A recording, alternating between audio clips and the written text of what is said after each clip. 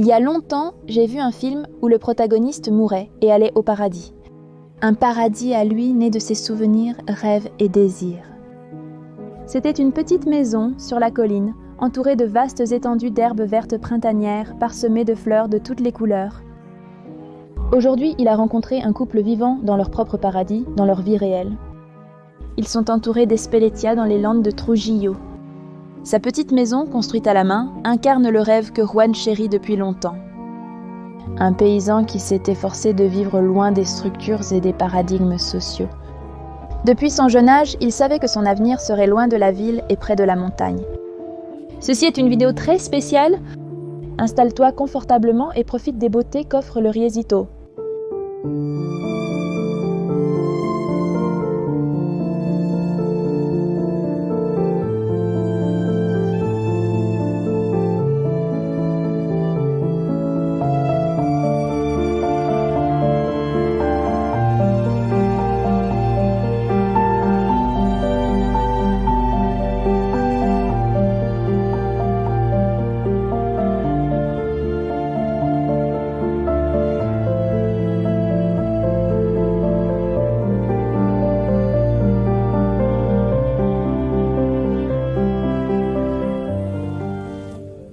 Voyageurs, en ce moment, nous nous trouvons dans les landes de Trujillo, dans un endroit qui semble tout droit sorti d'un conte de fées.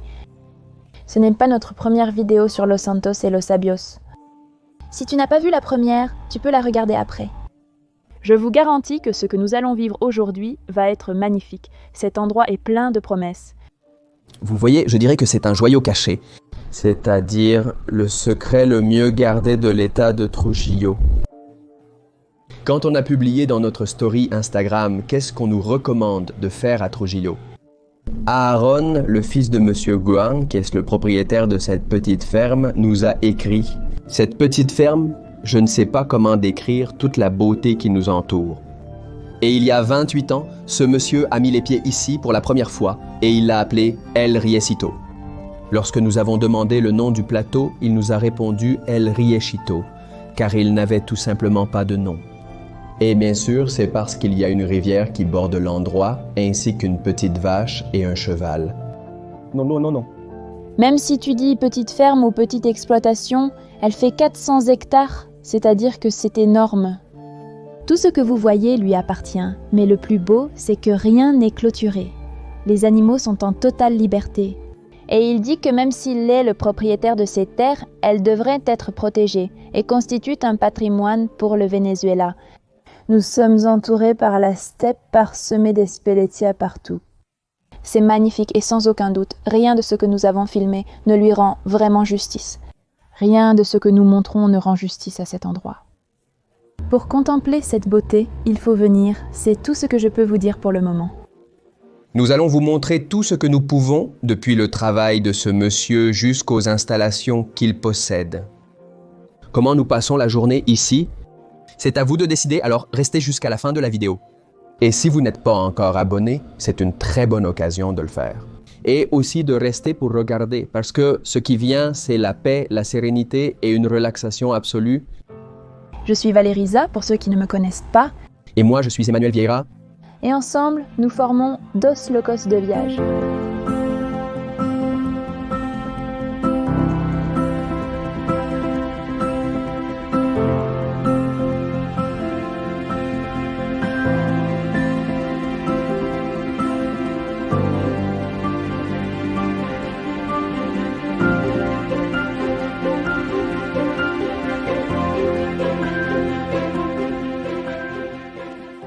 Qui est Juan Montalvo ? Juan Montalvo. Question sérieuse, dirait l'autre. J'emploierai un proverbe, celui qui s'en va apparaîtra. Je crois que depuis tout petit, je vivais à Bogota. Et autour de moi, là où je vivais, il y avait beaucoup de gitans. Des Espagnols magnifiques, des fous et des folles, avec leurs robes, leurs manches longues, leurs énormes boucles d'oreilles, leurs talons. Les robes étaient blanches avec de grandes taches vertes ou oranges, et ils avaient toujours un pantalon blanc retroussé, et des espadrilles. J'ai toujours été attiré par eux, les gitans, leur façon de vivre. Et cette jeune fille qui était à la maison vivait à la campagne. J'y allais toujours à 8 ans, 9 ans, j'allais chez elle. Le week-end quand elle sortait. Et la campagne m'a toujours attiré. Et je crois que c'est pour ça que je me sens paysan, je me sens vraiment paysan. Je me définis comme un homme de la campagne, plus que... Bon, parfois on m'appelle hippie, je ne sais pas. Je me considère comme un homme de la campagne qui souhaite laisser une empreinte positive et durable. C'est-à-dire, je sens que c'est important, je sens que chacun a une fonction dans la vie. Et si tu as certains handicaps que tu peux transformer en atouts, je ne sais pas trop, je pense qu'il faut donner de la force à cela. Et pour moi, la force est là-dedans, dans le fait de savoir vivre comme la nature. Je veux vous montrer notre petite cabane, mais avant je vais vous donner un peu le contexte. Nous sommes à 2h30 en voiture de Trujillo, la capitale de Trujillo, et il faut traverser des montagnes. Toutes les voitures ne peuvent pas passer. C'est un chemin assez compliqué, donc tout ce que vous voyez a été construit avec beaucoup d'efforts et c'est spectaculaire. On va commencer, j'adore, parce que pour entrer dans la maison, tu dois descendre. Tu descends petit à petit, c'est comme une tanière. Il y a plusieurs chambres, on va garder la nôtre pour la fin, qui est aussi notre préférée. On va commencer par celle-ci, qui a 3 lits simples.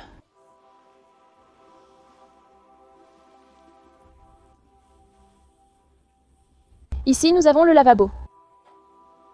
Tout a été façonné à la main. Ces détails, comme la petite bouteille sur le mur, les petites fenêtres. Quelle belle fenêtre! Quelle vue! Eh bien, c'est un peu cramé là. Ici, nous avons la douche, et malgré l'apparence bohème de ce lieu dans les montagnes, ils ont une salle de bain vraiment énorme et bien aménagée. Et de l'eau chaude? Et de l'eau chaude, et encore plus de petites fenêtres. D'accord, allons dans la pièce suivante. Bon, ici, il y a une sorte de... Je ne sais pas comment on appelle ça. Comme une alcôve, je ne sais pas... Ça ressemble à un grenier, mais ça n'en est pas un. Exactement. Il y a aussi 2 petits lits individuels là-bas. C'est l'une des cabanes qu'il possède, mais il nous a dit que dans celle-ci, il peut loger 9 personnes.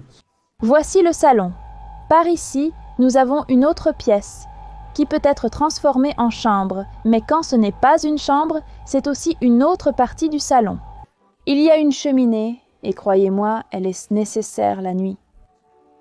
Il fait tellement froid qu'à cette période, le sol peut même geler et on dirait de la neige. Enfin, c'est de la neige, mais c'est comme une fine couche de neige. On va voir si on a de la chance demain, parce qu'aujourd'hui, on n'a pas eu cette chance. On dirait que tout était couvert de neige. Et si on n'a pas cette chance, on va vous laisser quelques images. Photo prise par Monsieur Juan avec son téléphone. Regardez cette beauté, je trouve ça spectaculaire. Ici, une autre cheminée. Ici, une autre chambre. Je trouve le lavabo tellement pittoresque. Regardez-le, regardez-le. Quelle beauté! Je suis impressionnée par la quantité de détails, les meubles, les tapis, les fenêtres, les murs avec des bouteilles, les objets peints. Regardez, ici nous avons une autre petite salle de bain avec sa douche aussi. Très spacieux et confortable.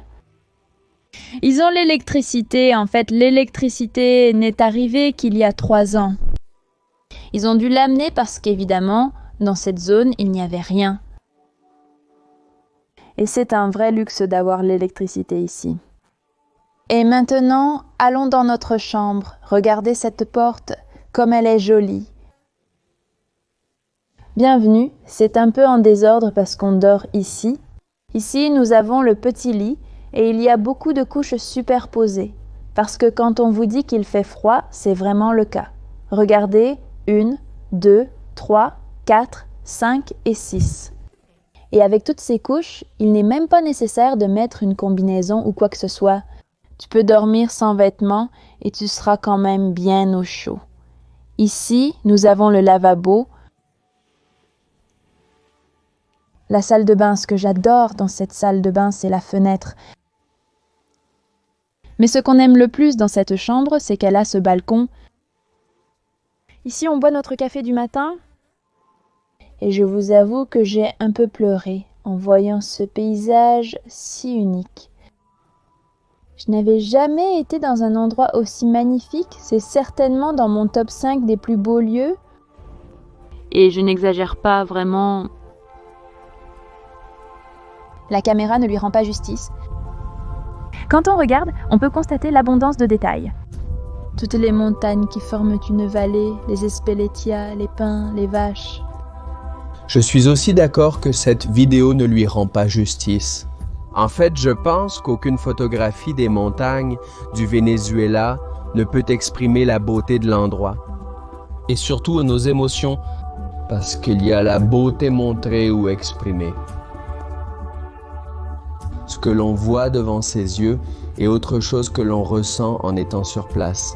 Et vraiment, la paix de Riecito est difficile à égaler pour d'autres endroits de notre pays. Comme le Venezuela est beau, vraiment, nous avons de la chance d'avoir ces paysages. Un jour. Comment commence son histoire au Venezuela? Eh bien, je suis arrivé avec ma mère et mes frères. J'avais 15 ans quand je suis arrivé. 15 ans, je venais de Bogota, d'une famille aisée, vivant, je ne sais pas. Ma mère, eh bien, pour des raisons peut-être liées à mon père. Après son divorce, elle souhaitait partir et prendre ses distances avec mon père. Alors elle a dit « Allons aux États-Unis ». Ma grande-tante, qui a élevé ma mère, parce que ma mère est née à la campagne, elle a pris les filles à la campagne et les a emmenées à Bogota. Ma grande-tante a dit « Non, allons au Venezuela, la terre de Bolivar, nous parlons la même langue ». C'est ainsi que je suis arrivé au Venezuela, avec ma famille. J'ai fait mon lycée, j'ai terminé le lycée, et ensuite j'ai voulu entrer à l'université. J'ai commencé, et bon, c'est là que j'ai commencé à découvrir la campagne vénézuélienne, comme je te l'ai dit, la Grande Sabana, et c'est là-bas que je suis parti. Dans quelle partie de la Grande Sabana étiez-vous? Combien de temps êtes-vous resté là-bas? Racontez-nous cette histoire. Eh bien, je suis arrivé à El Pauji grâce à des amis. Je suis parti avec une fille, une camarade. Nous sommes allés visiter El Pauji. Et je crois qu'il y avait un endroit qui s'appelait Canabelín. Cabanayen. Cabanayen, bon, c'est là que nous sommes restés. Et bon, nous avons passé plus d'1 an à tourner dans ces terres, à filmer toute cette partie de la Grande Sabana. Je ne suis pas retourné à Caracas. En fait, je suis revenu seulement pour partir à Mérida. C'est-à-dire, je suis arrivé. C'est-à-dire, j'ai rencontré d'autres personnes qui étaient de Mérida, qui vivaient dans des communautés qui tentaient de créer une vie à la campagne, et c'est comme ça que j'ai fini à Mérida. C'est là que débute mon périple à travers le Venezuela. Je crois qu'on a un peu exploré ce pays.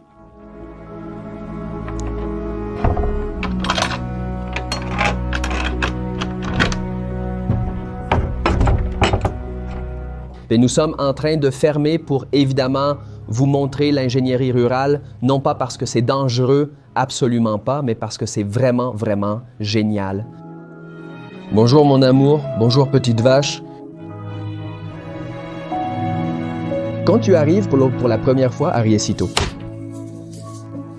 d'après ce que j'ai compris, c'est toi qui lui as donné ce nom.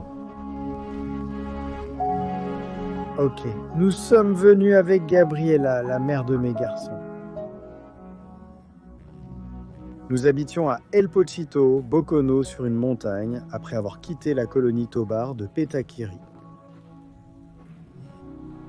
Je disais toujours que quand on fonde une famille, on a comme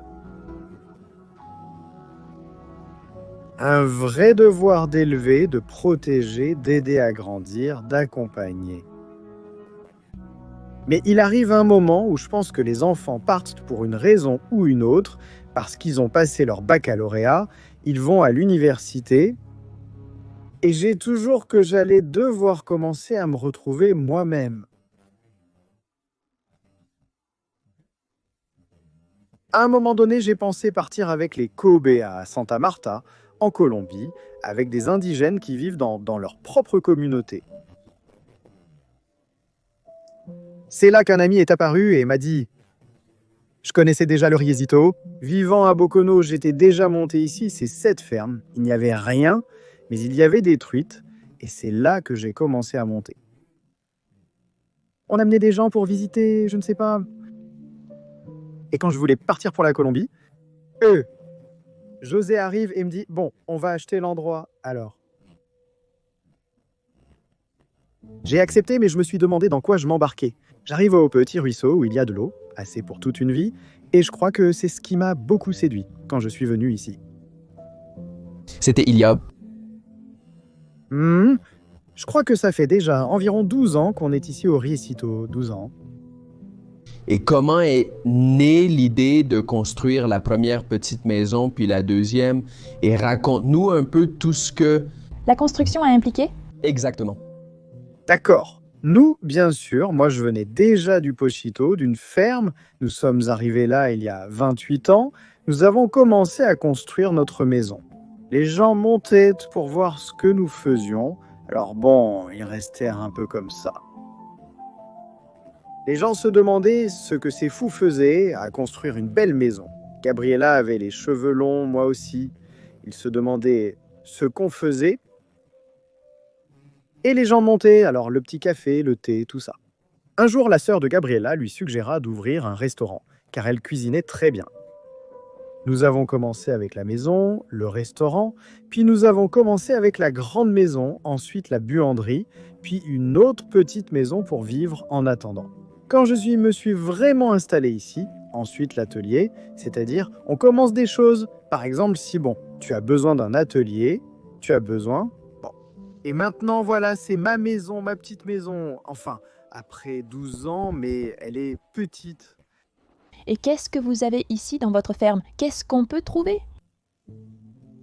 Eh bien, dans la ferme, nous avons, la truiticulture qui a toujours existé, à un moment donné, a été abandonnée. C'est-à-dire que lorsque nous avons acheté cette ferme, la truiticulture n'existait déjà plus. Nous avons commencé à construire, mais comme je vous l'ai dit, et en même temps, nous avons ramené quelques alevins de Santo Domingo pour recommencer tout le processus avec la truite. Les alevins, qui sont les petits poissons. Nous avons commencé avec une petite vache ou des moutons. Maintenant, nous en sommes à 11 petites vaches après avoir débuté et avec des moutons. Ils se reproduisent, les cochons, les poules, nous avons la mûre pour produire des mûres. Je crois que c'est ça l'idée. L'idée, c'est d'avoir une ferme, pour ne pas dépendre autant des villages. Si tu vis à la montagne, tu dois récolter ce que tu manges. Et je crois que c'est ça l'idée qu'on a avec Arcadia, enfin, c'est-à-dire faire une ferme. Si des gens arrivent, on peut leur offrir à manger, car on a des cochons, des moutons et de la truite. On a de quoi les nourrir. Et à quelle fréquence descendez-vous au village? Eh bien, une fois par mois. J'aimerais ne pas descendre, vraiment ça me coûte beaucoup de descendre. Je pourrais rester ici le reste de ma vie sans aller au village. Oh, quel délice! Regarde, une œuvre d'art, goûtons. Nous avons de la papaye avec de la pulpe de fruits, de la passion, des petites fraises et une petite fleur pour décorer, et aussi ici un petit pot de miel.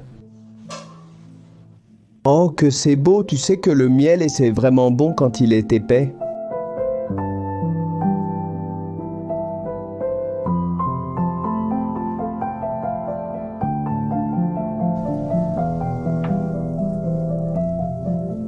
Regardez, comme deuxième plat, ils nous ont apporté un caillé de cette petite vache que vous voyez là-bas dehors. Ils l'ont trait ce matin. Ils font bouillir le lait avec un peu de pressure. Et il en est sorti cette œuvre d'art. Mais ce n'est pas le deuxième plat, c'est son accompagnement. Ah, d'accord, d'accord. Bon, il faut attendre que les autres s'arrivent. Et voici les protagonistes de tous les petits déjeuners vénézuéliens, les petites arepas avec ce fromage caillé. Et si ici un peu de beurre? Non, regarde, et de l'avocat. La petite crème de lait. Waouh, regardez, la petite crème de lait. On ne peut pas s'en passer. C'est vrai. L'avocat, quel délice. J'avais déjà commencé à garnir une petite arepa et maintenant on vient de nous apporter un petit bouillon qui est en gros une petite soupe avec un œuf pour prendre des forces. Ça, c'est vraiment le plat du paysan, du vrai paysan. D'accord. Parce que les autres, ils mettent du lait. Nous, les petits paysans, on n'en met pas. Parce que s'il n'y en a pas... Ça, c'est bon. Sans lait. C'est ça, c'est délicieux. Les petites muchachos continuent d'arriver maintenant. On nous a apporté un peu de fromage, un peu de poulet. Regardez, je vais devoir manger cette arepa comme les migajas dans l'état de Lara. En coupant des petits morceaux, en les mélangeant avec chaque petite chose, parce que vraiment tout a l'air tellement délicieux. Et imaginez que nous sommes à 2800 mètres au-dessus du niveau de la mer, dans un plateau de Trujillo totalement isolé, c'est-à-dire que nous sommes super isolés. À 27 km de la civilisation sur un chemin où tu ne peux pas dépasser 8-10 km par heure. Un spectacle. Et ça continue encore. Ceci est un petit mojo andino aux œufs. Donc tu peux, tu sais, le mettre sur la petite galette. C'est aussi très typique d'ici de Doña Arcadia, je dirais. De Doña Arcadia. Notre chef. Voyons si on la filme en action, quel délice. Bon, on va goûter. Ce cahier m'intrigue. On va goûter le cahier qui en plus est... fait ici. Et un peu de piquant. Ce cahier vient de Fortuna, c'est comme ça que s'appelle la vache. Bon appétit. Waouh. Oui, raconte, explique.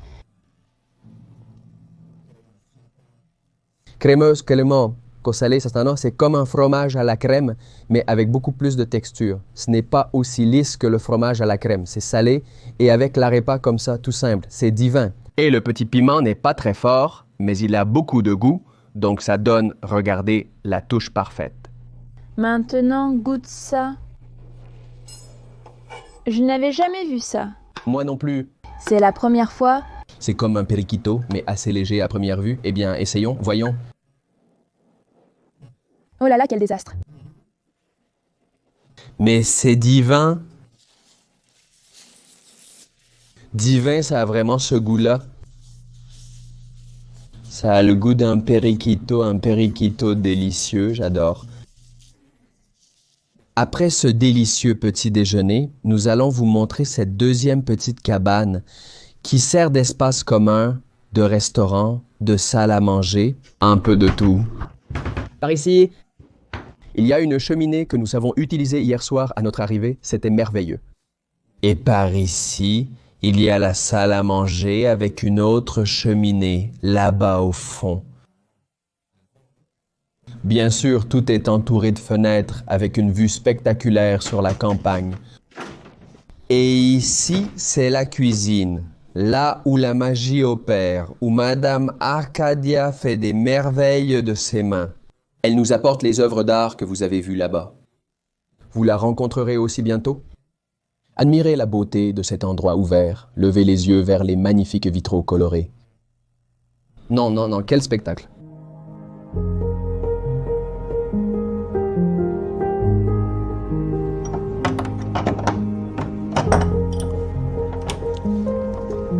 Mais le meilleur de tout, c'est la petite terrasse qu'il y a ici. Regardez ces petits fauteuils.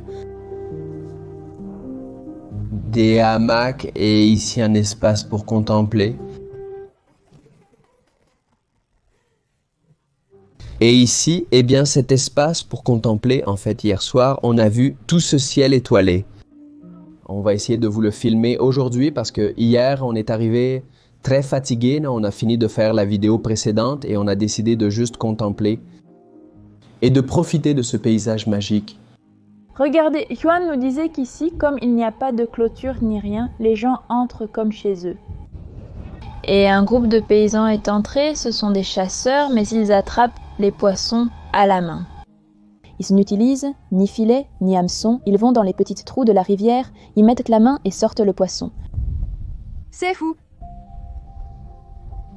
Regardez, quelle beauté! Qu'est-ce que ça fait de vivre ici? Oh, merveilleux. Je veux dire, je crois que je me le répète sans arrêt. Je crois que chaque réveil me le confirme à nouveau. Qu'il n'y a pas...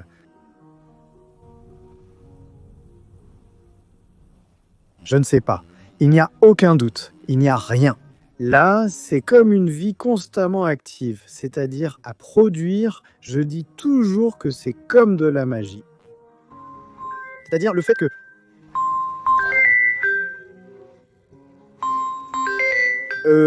Regardez, j'ai même un téléphone, mais il ne s'éteint pas. Quelles sont vos 3 clés pour vivre une vie paisible?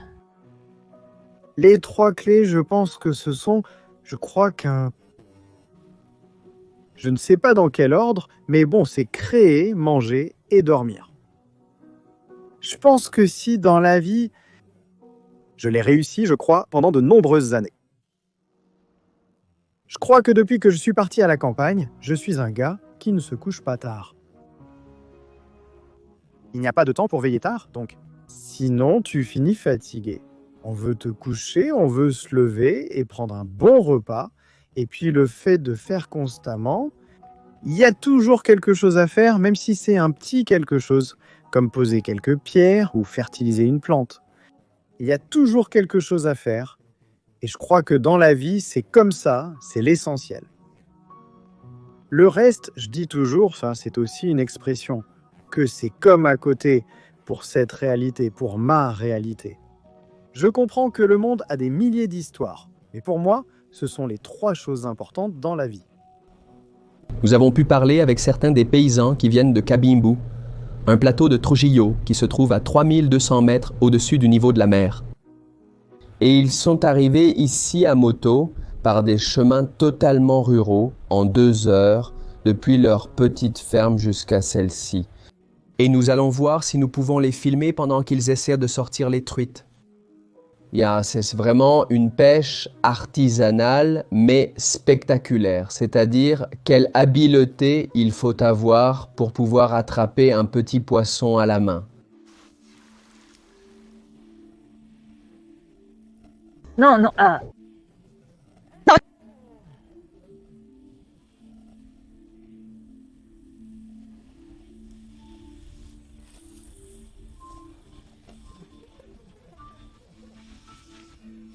Comment t'appelles-tu, mon ami?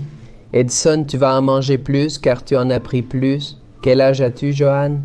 Edison, à part la pêche à la truite, que fais-tu d'autre dans la journée? Nous sommes agriculteurs. Qu'est-ce que vous cultivez le plus?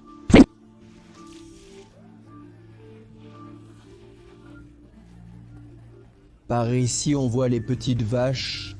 Là-bas, il y a quelques petits moutons. Ce matin, nous avons vu des chevaux. Non, ils sont toujours là. Les chevaux sont-ils encore là? Oui. Amour, j'ai attrapé une truite et elles sont comme des limaces. C'est difficile de les attraper à la main. Et l'un d'eux disait qu'avec le gant, c'était plus facile là, parce qu'elle glissait moins, mais ça doit être pareil. Quand même, l'eau était tellement froide et ils sont entrés avec tous les vêtements qu'ils portaient, on voit bien qu'ils n'ont pas de vêtements de rechange. Et ensuite, conduire 2 heures à moto à travers ce désert. Oh, ça me donne froid, ça me donne froid. Regarde, un cheval là-bas. Tu as su, hein? La queue du cheval. J'ai eu froid rien que d'y penser. Ici, on peut voir beaucoup plus de truites. Mais Juan nous disait que lorsque ses voisins, pour ainsi dire, parce que même s'ils sont à 2 heures de distance, ce sont des voisins de la montagne, ils viennent, mais ils ne les laissent pas monter jusqu'à cette partie. Parce que je lui ai demandé et j'ai dit, si c'est ta propriété, pourquoi tu laisses tout le monde entrer, prendre les truites ou s'installer? Ou je ne sais pas, parce qu'on a vu venir genre 15 motos. Et il a dit, c'est la culture de cet endroit. Ici, ton voisin, c'est ton frère. alors il faut vivre en paix avec eux. Et au final, la nature ici appartient à tout le monde. Alors, il leur demande simplement de ne pas prendre celles qui sont en train de se reproduire, parce que la méthode de reproduction de la truite, c'est que la femelle dépose les ovules et ensuite le mâle passe et libère les spermatozoïdes. Et donc là, les petits œufs éclosent. Et c'est un processus très très délicat. Et bien sûr, si les humains commencent à intervenir, il pourrait être interrompu. Mais ce n'est pas seulement ici, c'est aussi dans la rivière qui passe juste à côté, donc dans les deux endroits, ils ne devraient pas avoir accès. C'est vraiment beau, sincèrement. Tout est tellement pittoresque. Regardez, Monsieur Nelson nous expliquait qu'il faut faire une reproduction artisanale. Pouvez-vous nous expliquer un peu comment vous savez quand les truites sont prêtes pour la reproduction et comment cela se fait? Automatiquement, je regarde la femelle en général et je l'ai déjà sélectionnée. La femelle était mise de côté et c'est elle-même qui me donne le signal de départ. Quand elle est un peu gonflée et que la ligne latérale qui passe par le centre devient un peu plus colorée, alors elle est prête. Je la prends et je fais le décollement dans une assiette, un récipient bien propre et on y met les œufs, les ovules, puis je prends le mâle, je le sèche et là j'y mets le sperme. Et il nous disait que les œufs d'ici, de Trujillo, sont parmi les meilleurs en alevin, parce qu'il n'y avait pas autant de pertes. Ici à El Riecito, je peux le garantir, et de nombreux agriculteurs de passage l'ont également affirmé. Le meilleur alevin vient d'ici?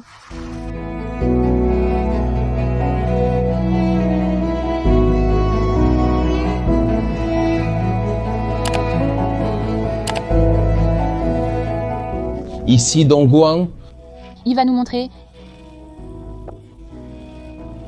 Quand je leur donne à manger, elles s'approchent et je les attrape. En théorie, ça paraît simple. Voyons voir comment je m'en sors en pratique. comme avec un filet de piscine. Ah, c'est ça.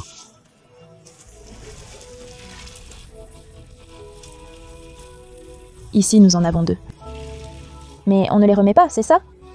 Comment décririez-vous Riecito? Comment décririez-vous ces montagnes pour ceux qui ne peuvent pas les voir?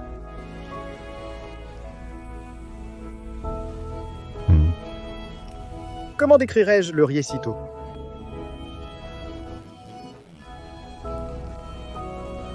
Il y a une chanson que je voulais composer et que j'ai quelque part,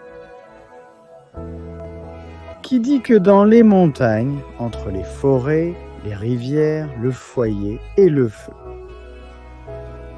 je pense que le Riecito est un endroit où il y a beaucoup de forêts, il y a la rivière, c'est un lieu guérisseur, je pense que personne ne touche à ces eaux, c'est-à-dire qu'il n'y a aucune pollution. C'est atypique. Vivre à presque 3000 mètres d'altitude, là où il y a des espélétias, où il y a de l'herbe, où il y a d'immenses forêts, des forêts de nuages. Et je crois que c'est ça l'intérêt du Riecito, c'est ce qu'il t'offre. C'est-à-dire, tout est à faire, à travailler. Il y a des pierres, du bois et du bois de chauffage, ce qui permet de travailler et de cultiver bio. Cela dit, je pense que c'est un endroit très fragile, extrêmement fragile avec de nombreuses zones humides, c'est un endroit qui doit être protégé. Et je pense que c'est un endroit qui apporte beaucoup de tranquillité d'esprit, c'est ce que ça m'a apporté, de la tranquillité d'esprit. Mais en pénétrant dans les forêts, on ressent l'énergie. C'est-à-dire, ici à Mérida, dans beaucoup d'endroits, on les appelle les gnomes, les lutins. Ici, on les appelle les momoi. C'est le gardien des eaux et des forêts. Ce sont des êtres, je sens qu'ils existent vraiment. C'est-à-dire, quand tu entres vraiment dans les forêts, tu ressens une énergie. Et ces terres, tu me disais tout à l'heure que ce sont des terres ancestrales. Ici, des indigènes ont vécu. Quelles communautés indigènes y ont habité? Ici, il y avait les Cospes. Les Cospes, les Timotes, qui viennent de toute cette cordillère des Andes que nous avons. En fait, quand tu vas dans les communautés voisines, tous leurs traits sont très indigènes. Buonasera. Qu'est-ce qu'on a là? Ici, nous avons ce que, c'est-à-dire, moi je les désigne sous le nom de pukas, qui sont en os, et on dit qu'ils se formaient dans les courants des rivières ou de la mer, dans le sable, c'est-à-dire, ils faisaient des petits trous, ils faisaient des trous et les mettaient sur des fils, et ils les plaçaient là où il y avait du courant. Alors, à chaque aller et retour du courant, ça lui donnait une forme ronde. Ce sont des pierres. Ça doit être très ancien, très ancien. Et là-bas, qu'est-ce qu'on a?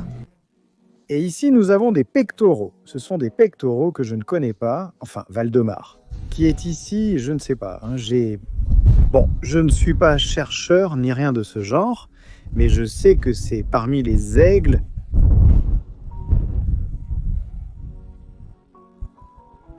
Comme figure mystique de ce type, il y a la chauve-souris et il y a le hibou. Dans toutes les cultures, même chez les Égyptiens, on retrouve le hibou comme symbole d'intelligence, n'est-ce pas? Et la chauve-souris a aussi été un symbole très important. Et nous, dans les cultures sud-américaines, ou je ne sais pas, l'aigle est un animal de grande envergure, de force.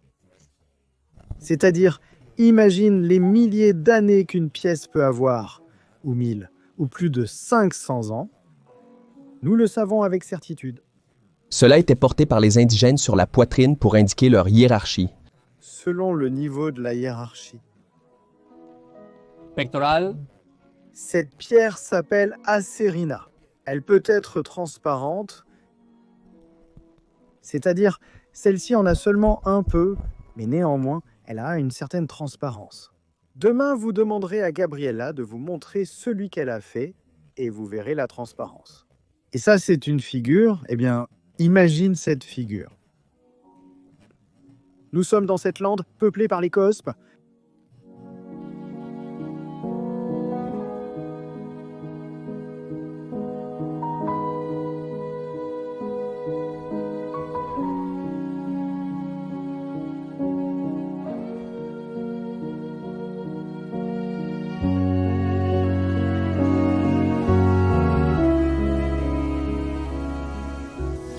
On est là. Moi, je me détends un moment dans le hamac, prêt à faire une sieste, et Ninita est là-bas en train de peindre, parce que Ninita est une vraie artiste. Et c'est que la vie à la campagne nous offre. On fait tout ce qu'on a à faire et il reste toujours des choses à faire. Mais on trouve aussi toujours des moments pour se détendre, pour faire une sieste, pour prendre un petit café. Et là, pendant qu'on attend le déjeuner qui est en retard à cause de toutes ces prises de vue, il est presque 4 heures de l'après-midi, on s'est dit, bon, profitons et contemplons la magie qui nous entoure.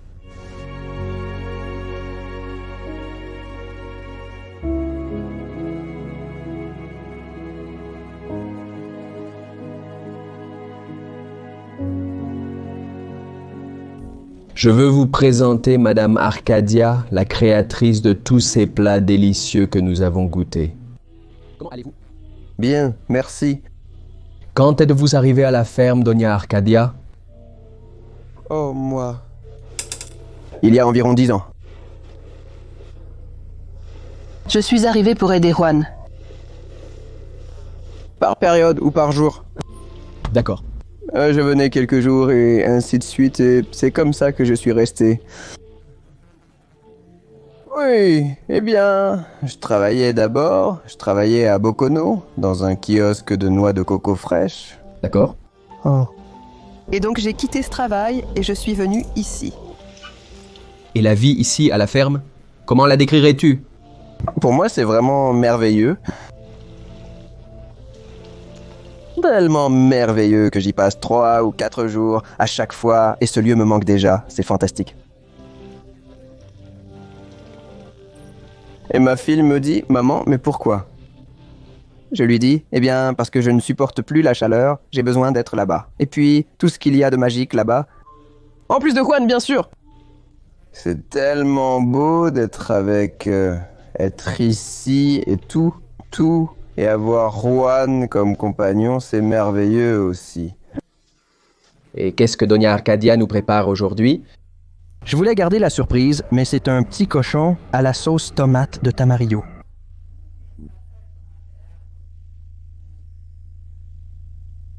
Ouh, ça a l'air spectaculaire. Oui. Et j'ai vu que vous le faisiez, avec une cocotte minute. Oui, pour attendrir un peu le porc. Ah, c'est bien tendre. Et la sauce, c'est bien à part. Et dans cette petite casserole, il y avait aussi une surprise. C'est une petite soupe de fèves créoles récoltée ici à la maison. Juan nous disait que la soupe de fèves est très traditionnelle ici. Vraiment délicieuse, je ne l'avais jamais goûtée. D'accord. Je ne savais pas qu'on la mangeait de cette façon. On la mangeait toujours comme du fororo, tu connais? Ouais. On grillait la fève et un jour, Juan m'a dit « On va faire une petite soupe ». J'ai répondu « Une soupe de fèves ». Mais en la goûtant, je me suis dit qu'il fallait récolter des fèves car c'était trop bon. Ah, j'ai déjà envie de la goûter. Oui, pour moi c'est vraiment délicieux. C'est délicieux. C'est délicieux. Eh bien, nous parlions un peu de l'éducation des enfants de nos jours. Et tu nous as dit que tu as élevé tes enfants dans une petite maison sans électricité.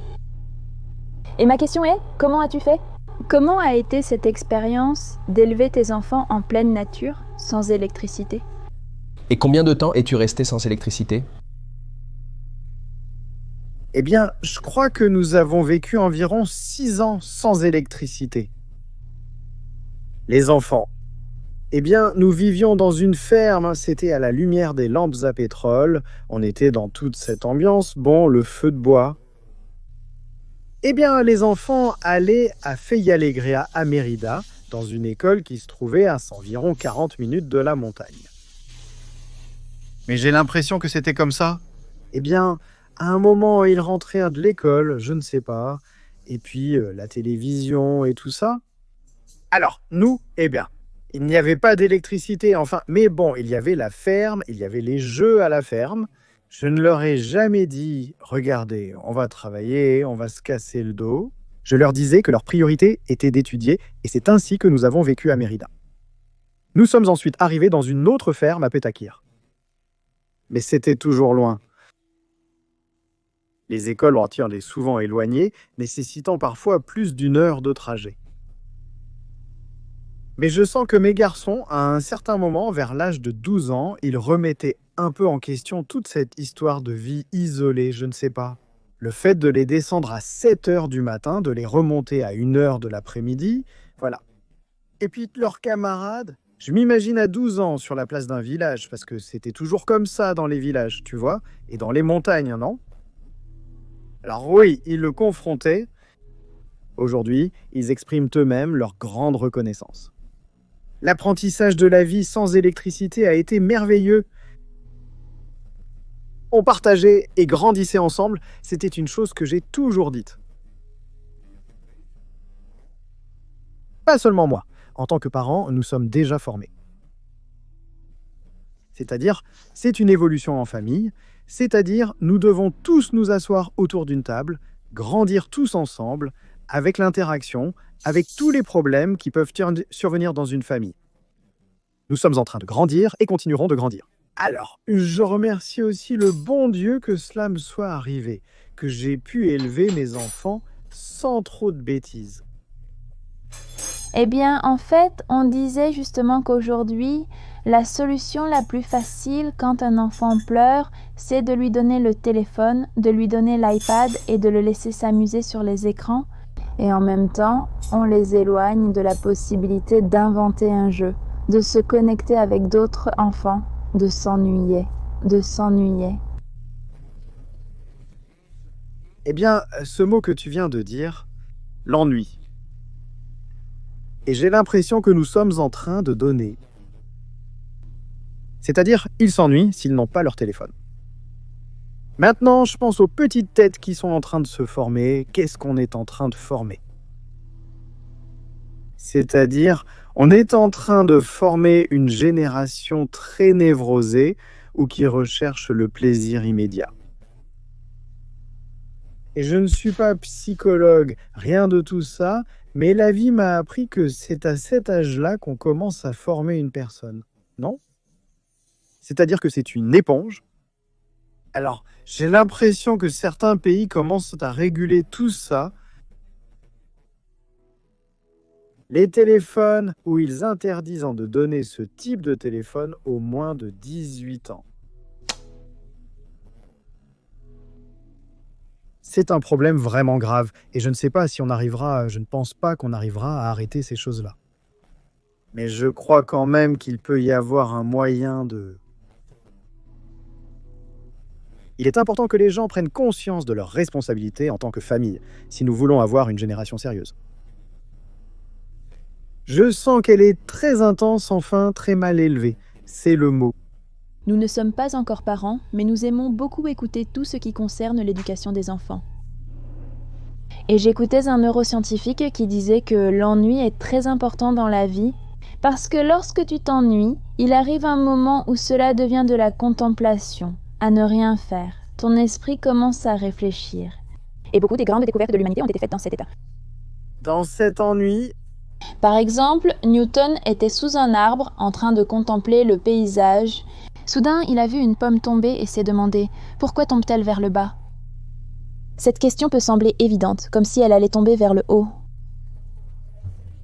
Mais s'il ne s'était pas interrogé et n'avait pas analysé la question, ces découvertes n'auraient jamais été faites.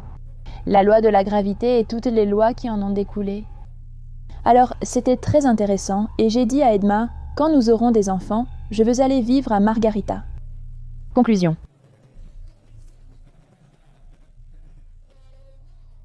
Mais non, que la cour de récréation soit la nature, pour moi c'est fondamental, parce que tu es connecté au monde et tu te découvres en tant qu'être lié à ton environnement. Et non pas comme des individus qui vont dans le monde en faisant ce qu'ils veulent et en profitant de ce qu'ils veulent, sans se soucier des conséquences que cela implique. Le résultat, ce sera qu'en très peu d'années, nous n'aurons plus de planète. J'insiste sur le fait que le monde est le monde. Sinon, ce ne serait pas le monde, comme on dit.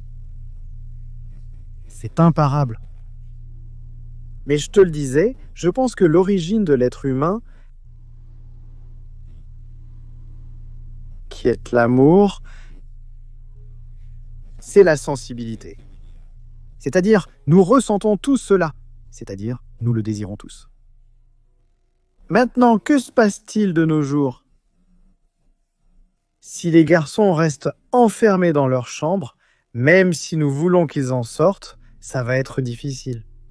Comment régénérer la petite tête d'un être humain? C'est-à-dire s'il est habitué à allumer l'écran, à se distraire avec 10 000 choses. Et la sensibilité, et l'affection, et le toucher, moi, tout est bouton, et tout se dirige par là, tu comprends. Tu es branché? Alors voilà, on va l'assumer. C'est-à-dire qu'on va avoir besoin d'une prise pour vivre. Pour moi, c'est terrible, l'état du monde. Et chaque fois que je dis à Arcadia que je descends au village et que je vois la jeunesse, que je vois les enfants. Enfin, ça me serre le cœur, non? Enfin, où allons-nous? Mais, enfin, je vois mes enfants, les petits-enfants, qui, d'une manière ou d'une autre, sont éduqués à la campagne. L'autre est sur une plage. Donc je me dis, oui, il y a de l'espoir. Je ne perds pas la foi que dans le monde, nous sommes plus nombreux à vouloir quelque chose de beau qu'à ne rien vouloir du tout. Nous sommes avec toi à 100%. Ici, Domino, un petit chat gâté qui peut être un peu traître. Il faut faire attention avec lui parce qu'il aime qu'on le caresse et il est tranquille, mais tout à coup, il peut te mordre. Et pour preuve, je ne vais pas le refaire, mais hier, je le caressais tranquillement. Et il ne m'a pas mordu fort, mais il est magnifique, magnifique et super beau. Et il monte sur toi et tu mets la main comme ça pour te protéger le visage. Et alors il pose sa petite tête comme pour que tu lui caresses la tête. Qu'il est beau. Il nous reste à vous présenter Thor qui est un... Je crois qu'il est juste derrière. Allons donc chercher Thor. Salut Thor. Celui-ci est vraiment très doux. Il est intimidé, tu as vu. Certes, il est timide, il a 7 ans.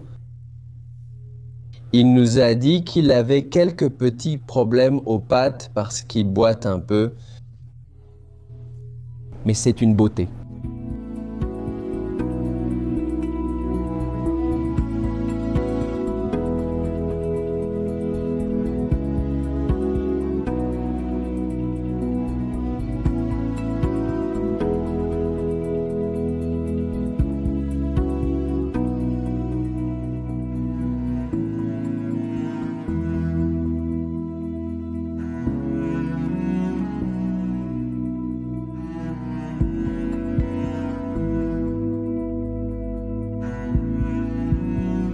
Comment ça s'est passé, Nini?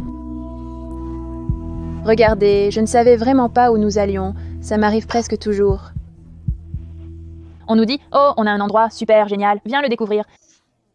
D'accord, on arrive et on n'a pas vraiment d'idée d'où on va, mais je suis agréablement surprise. Je ne savais pas que ça se trouvait à Trujillo, je ne savais pas que Trujillo avait des plateaux aussi beaux. On a passé un moment formidable. Je pensais qu'on allait faire plein d'activités comme monter à cheval, randonner, pêcher. Mais la journée s'est écoulée en bonne conversation et en contemplation de la nature. Ça a été tellement relaxant. Je ressens tellement de paix. Je me sens tellement connectée à la vie, à mon but, qui est de profiter de la nature.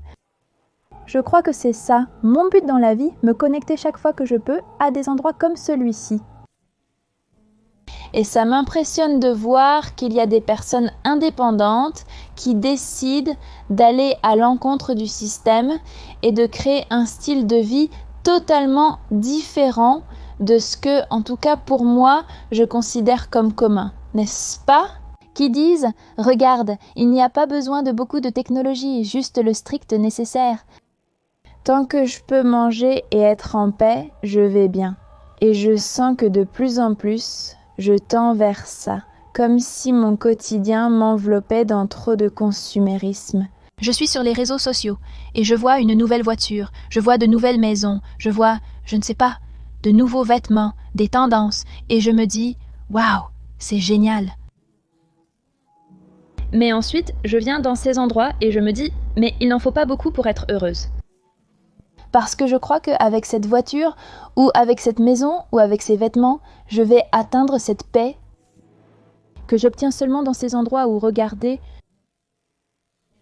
j'ai changé 3 fois de vêtements à cause du froid. Ce pull est bien, mais j'en veux un autre, alors je continue de changer. Mais sinon, je pense qu'une vie comme ça dans l'austérité où tu as juste le nécessaire...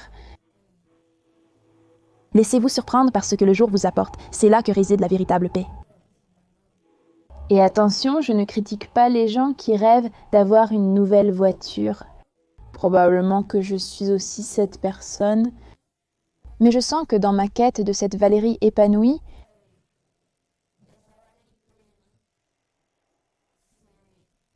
je me vois plus de ce côté-là que du côté par lequel je pense être en train de passer, non ? Nini est une vraie poétesse, tu vois? Attention, attends. Là, je vais préciser certaines choses. J'ai une petite voiture, ma toute première voiture achetée par moi-même, une voiture très vieille. Même si je dis que j'adorerais avoir un SUV, qui n'en voudrait pas? Ce n'est pas vraiment l'une de mes principales priorités. Pour moi, la priorité a toujours été de chercher le bonheur, et pas seulement le bonheur, parce que ce n'est pas la recherche de plaisir éphémère, mais plutôt une vie qui me fasse me sentir épanouie, qui me fasse me sentir utile. Avec mes compétences, avec les compétences que Dieu m'a données, et aussi envers ceux qui m'entourent, que j'ai un don, que je puisse partager, c'est très important pour moi, mais je me suis aussi laissée entraîner dans le consumérisme de vouloir toujours plus, encore et encore. Et tout à coup, je vois « Oh, regarde cette petite chaîne en or, oh, regarde ceci, regarde cela, regarde le sac à main. » Je me demande ce que je vais faire avec tous ces sacs à main. Et que faire avec de l'or? Je n'en ai même pas encore acheté. Qu'est-ce que je fais avec autant d'accessoires? Qu'est-ce que je fais avec autant de choses? Ça, c'est un plaisir, ça, c'est le bonheur. C'est là où je veux en venir.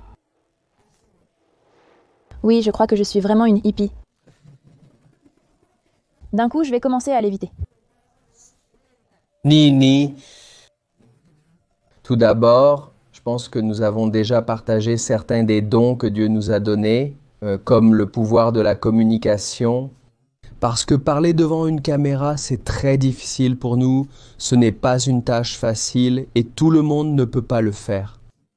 Chaque fois que nous lisons vos commentaires disant que nos vidéos ont changé votre vie et vous ont permis de retourner au Venezuela, nous ressentons une grande responsabilité. C'est compliqué quand on réalise l'impact de nos vidéos sur votre vie. Mais au-delà de ça, j'ai pris la décision que j'ai mis tant de temps à prendre. J'ai pris le risque de faire ce voyage dont je rêvais tant, mais je n'osais pas le faire seul et je n'avais personne pour m'accompagner. Je pense que c'est un message que nous portons depuis toutes ces années. Et vous lire, quand vous le rendez réel, c'est accomplir une partie de notre but dans la vie. Il y a une très belle phrase, mais ma mémoire pour les noms, pour « Ne soyez jamais vexés si vous venez vers moi et que je ne me souviens pas de votre nom, parce que ce n'est pas méchant de ma part. » Et cette phrase, je vais sûrement la paraphraser plus ou moins bien, mais la phrase dit quelque chose comme « J'espère que le jour où je serai devant Dieu, il me dira « Comme j'ai profité de tout ce que tu m'as donné, comme j'ai utilisé tout ce que tu m'as offert. » C'était toi avec le rap. Il était excellent aussi. Laisse-moi le chercher, il est vraiment joli et je pense que ça sera magnifique. Je veux souligner à quel point tu dois être épanoui, à quel point tu dois vraiment être connecté à la nature pour vivre sans électricité. Parce que ce n'est pas seulement avoir de la lumière, c'est avoir de l'énergie pour le réfrigérateur, pour la machine à laver, etc., etc. C'est-à-dire, Juan nous a raconté que dans cette ferme qui existe depuis 12 ans, il a passé plus de 8 ans sans électricité. Il y a 3 ans, ils ont pu tirer l'électricité depuis le voisin le plus proche. 8 kilomètres de lignes électriques ont été nécessaires pour pouvoir avoir de l'énergie dans la petite ferme El Riechito. Et évidemment, nous sommes nés, nous avons grandi avec l'électricité et nous ne le voyons même pas. C'est-à-dire que nous n'imaginons même pas une vie sans électricité. Mais quand il nous racontait comment était la vie sans électricité, il avait l'air tellement détendu. C'était « on s'habitue, on s'adapte et ce n'est pas nécessaire. De mon point de vue, c'est nécessaire. Mais en étant ici, si connecté, ayant tout pour être heureux. Si ce n'est pas nécessaire pour lui, alors ça ne l'est pas. » Ils avaient leur petit feu le soir. Davantage de planification nécessaire pour les collations et la nourriture. Mais dans un lieu aussi froid, il nous dit « Regardez, la viande et les haricots se gardent. » Avec le froid, la nourriture se conservait pendant 3 à 4 jours dehors. Quelle magnifique journée! Comme le dit Ninita, elle a été riche en réflexion et en conversation. Attends, je cherche la phrase. Voyons s'il trouve la phrase. Donnez-moi une petite seconde. Je l'ai trouvée. Ma mémoire n'est pas très bonne, mais c'est pour ça que je note tout. Quand je serai devant Dieu, à la fin de ma vie, je voudrais ne pas avoir gaspillé le moindre talent, afin de pouvoir dire « J'ai utilisé tout ce que tu m'as donné ». La première fois que j'ai entendu cette phrase, j'ai pleuré comme une petite fille. Parce que c'est tellement beau de reconnaître que nous avons tous un don et de l'avoir utilisé. Ne restez pas avec des regrets du genre « Je n'ai pas essayé, et si j'échouais, j'ai peur ». Mais plutôt en profiter de ce que nous ressentons, de ce en quoi nous sommes bons, de ce qui nous vient un peu plus facilement, et le faire. Et en cherchant cette phrase, j'en ai trouvé une autre. Cette phrase, je vais bientôt vous dire de qui elle est. Sûrement, Irma Bobek. Bombeck. Et celle-ci est anonyme, je crois, et elle dit... Nous vivons avec tant de précipitation à la recherche d'un avenir meilleur que nous finissons par oublier tout ce que nous avons accompli jusqu'à présent. Si on y regarde bien, notre vie est faite de nombreuses prières exaucées et nous ne nous en rendons même pas compte. J'espère que nous saurons toujours rêver sans cesser d'apprécier ce que Dieu nous a déjà accordé ou nous a déjà donné. Et Dieu peut être ce que tu veux qu'il soit. Ici, il ne s'agit pas seulement de religion,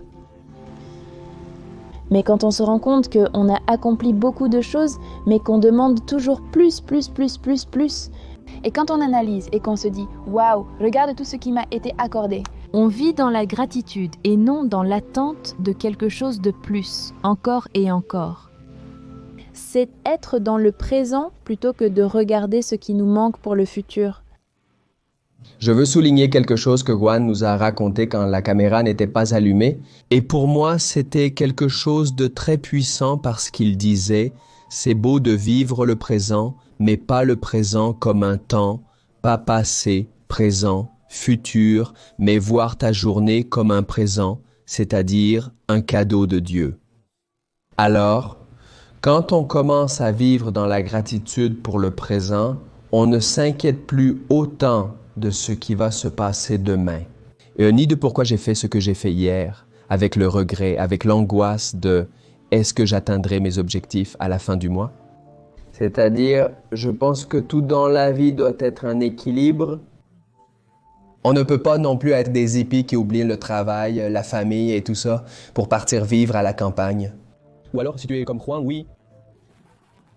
Oui, se détacher de toutes les obligations de la vie. Mais il disait, se réveiller, c'est un cadeau, se réveiller, et c'est totalement vrai. Alors, vous savez, vivez le présent comme un présent et non comme un temps. Oui, ces lieux nous rendent vraiment intenses. Je sens que c'est l'endroit parfait pour réfléchir.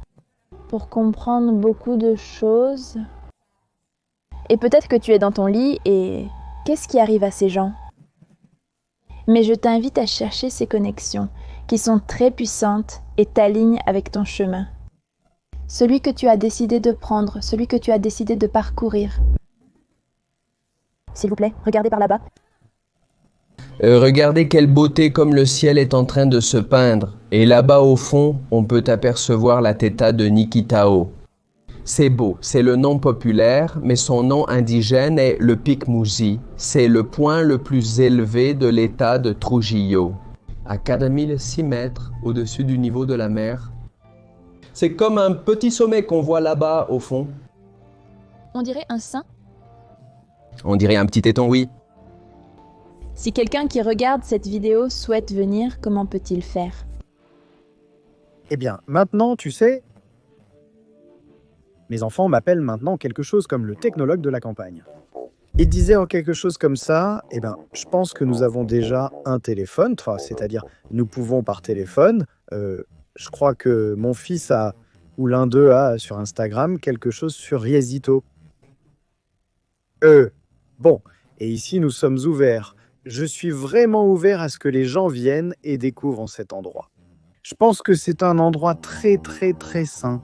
C'est un lieu de bonnes énergies. Eh bien, j'aimerais que les gens viennent et découvrent une façon de vivre à la campagne. Bienvenue. J'espère que ce sera quelque chose de très positif, je le sens. C'est bien, l'énergie est là. Vous avez un endroit, c'est un endroit pour vivre et partager. Il faut le montrer.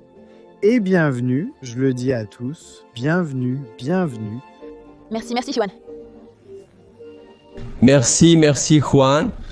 Bonjour les voyageurs. Aujourd'hui, le ciel est plus dégagé qu'hier où tout était couvert. Nous avons pu voir les deux visages du Riesito.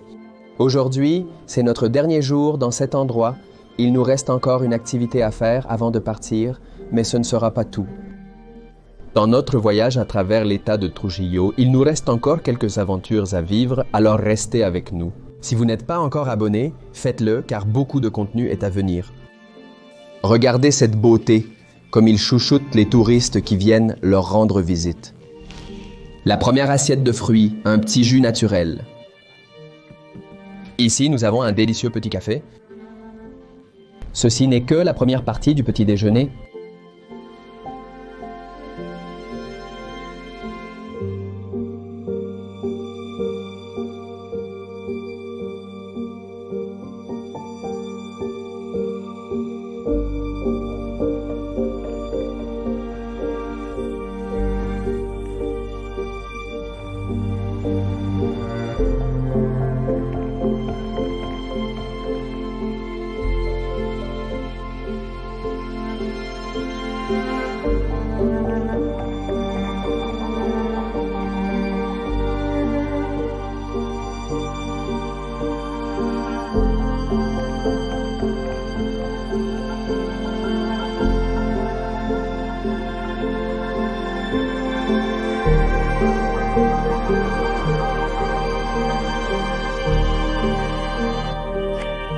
Cette vidéo ne pouvait pas se terminer sans une petite folie de voyage.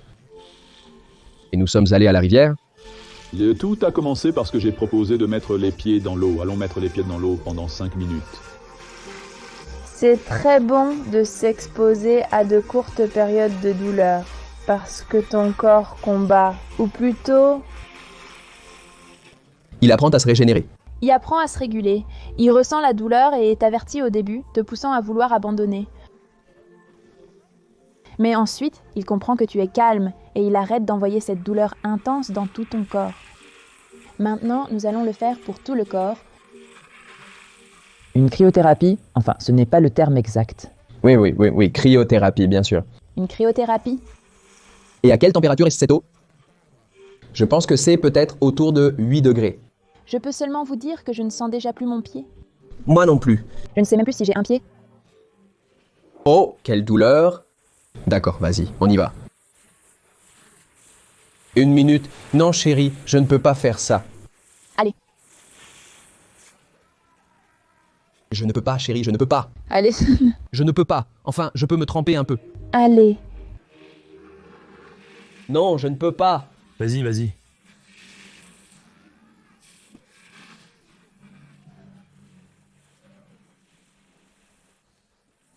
Allez, le dos, vas-y.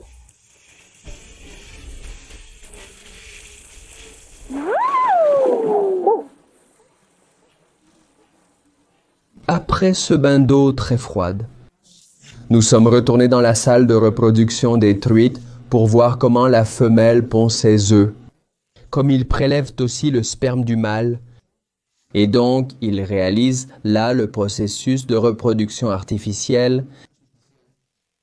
Nous allons voir comment tout se passe,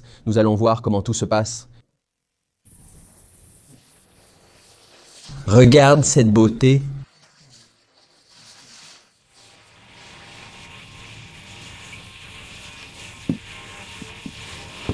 Waouh! Qu'est-ce que c'est?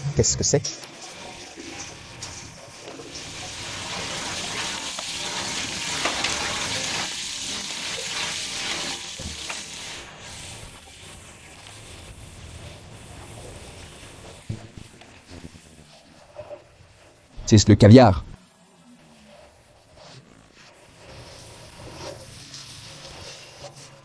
Caviar de truite, et maintenant vient le mâle, auquel ils vont extraire le sperme pour féconder ses œufs.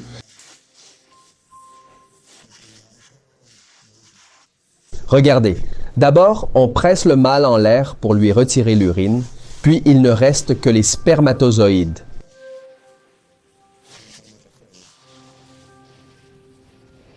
Wow!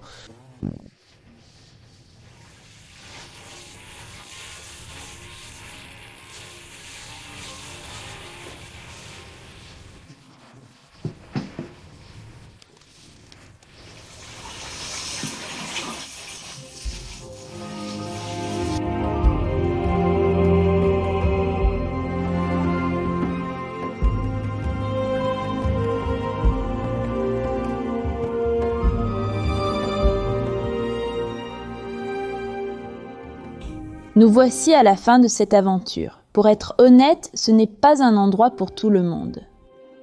Si tu n'aimes pas la nature, si tu n'aimes pas la déconnexion, si tu n'aimes pas la détente, ne viens pas ici. Mais si tu es comme nous, que tu adores la nature, que tu aimes te détendre, te déconnecter, rencontrer des personnes merveilleuses, bien manger et passer quelques jours en paix. Alors, c'est un endroit merveilleux dans les Landes de Trujillo. Parce qu'il n'y a pas d'internet, tu es totalement déconnecté. Mais bon, il y a des services de base comme l'eau chaude. Non, évidemment, tu n'as pas besoin de climatisation parce qu'il fait vraiment froid ici. Ce qu'on te garantit, c'est que tu vas avoir des conversations, tu vois, pour toute la vie. Je pense que, comme le dit Ninita, c'est un endroit où il faut bien réfléchir avant de venir.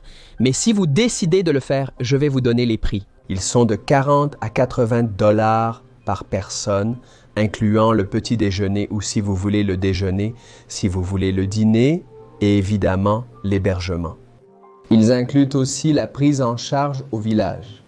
Parce que même s'ils doivent venir avec leur propre camionnette, puisqu'aucune voiture n'arrive jusqu'ici, il est très compliqué d'arriver à cette ferme. Donc, ils incluent le service de venir te chercher, que ce soit à Bocono ou dans notre cas à San Jacinto, parce que nous étions de l'autre côté. Et vraiment, ce sont des jours inoubliables. On reviendra? On reviendra à coup sûr, 100%. Nous espérons pouvoir revoir et vivre, je ne sais pas, plein de beaux moments et de belles histoires avec Juan et Arcadia, qui sont deux personnes merveilleuses. Et restez ici sur cette chaîne car il y aura plus de vidéos sur Trujillo et sur le monde en général.